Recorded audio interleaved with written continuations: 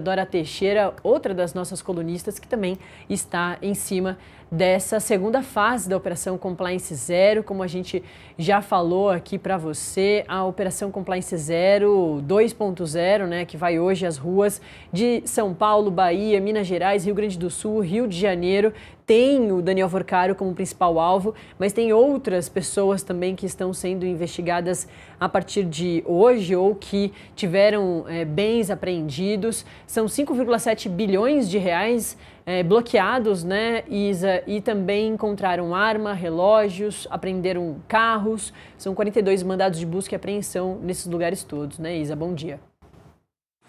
Bom dia, Natália, tudo bem com você? Bom dia a todos que nos assistem nesse momento.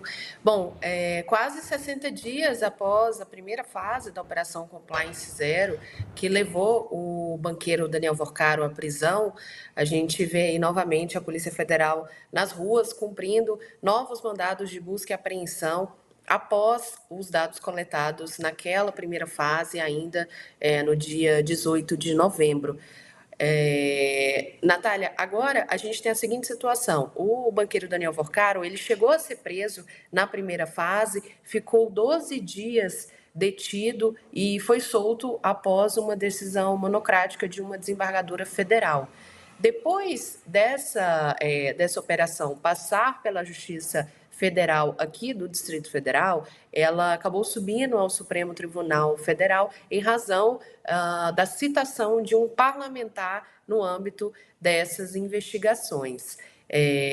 Por isso, hoje o processo encontra-se sob sigilo absoluto lá no Supremo Tribunal Federal, no gabinete do ministro Dias Toffoli, que foi quem determinou essa nova fase da Operação Compliance Zero, que atinge aí novamente o banqueiro Daniel Vorcaro, outro empresário também citado, Nelson Tanuri, e além dos familiares do dono do Banco Master, que, como você estava falando agora há pouco, né, foi liquidado, ou seja, o Banco Central fez a intervenção no Banco Master e os investidores aguardam há quase 60 dias, 2 meses, para receber aquele valor que é considerado, que é objeto de garantia pelo Fundo Garantidor de Crédito, são R$250 mil por pessoa ou por empresa. Ontem à noite, o Fundo Garantidor de Crédito respondeu a uma demanda do Metrópolis, dizendo que o liquidante, que foi nomeado pelo Banco Central, faz esse compilado das informações junto ao FGC para poder iniciar os pagamentos tão logo seja possível. Perfeito, Isa. Você vem acompanhando esse caso, né, do Banco Master há bastante tempo. Vale sempre a gente reforçar que essa é uma segunda fase da Operação Compliance Zero. A primeira acontece em novembro de 2025, com a prisão do Daniel Vorcaro, mas logo depois, 12 dias depois, ele é solto. E a gente vê que hoje ele volta a ser alvo desses mandados de busca e apreensão, não só ele, mas familiares do Daniel Vorcaro. Então, pode ser que quem está nos acompanhando desde cedinho no Acorda Metrópolis de hoje ache que talvez as informações sejam repetidas, mas acho que sempre vale da gente reforçar tudo que a gente já sabe da operação de hoje, né, Isa? Exato. E tem uma questão que é muito importante a gente falar e que a gente tem feito a cobertura pelo Metrópolis, que é o caso do Banco de Brasília, o BRB.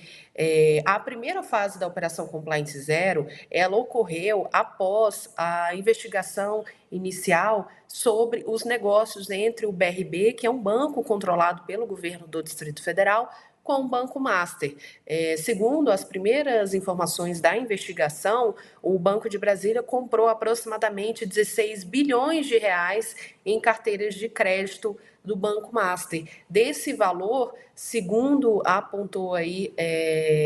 apontaram os investigadores, aproximadamente 12 bilhões seriam falsos, seriam, na verdade, objeto de fraude, ou seja, aquelas carteiras seriam fictícias. Isso tudo ainda está em investigação, mas fato é que o Banco de Brasília também foi alvo da operação naquele momento, né, de mandados de busca e apreensão na primeira fase.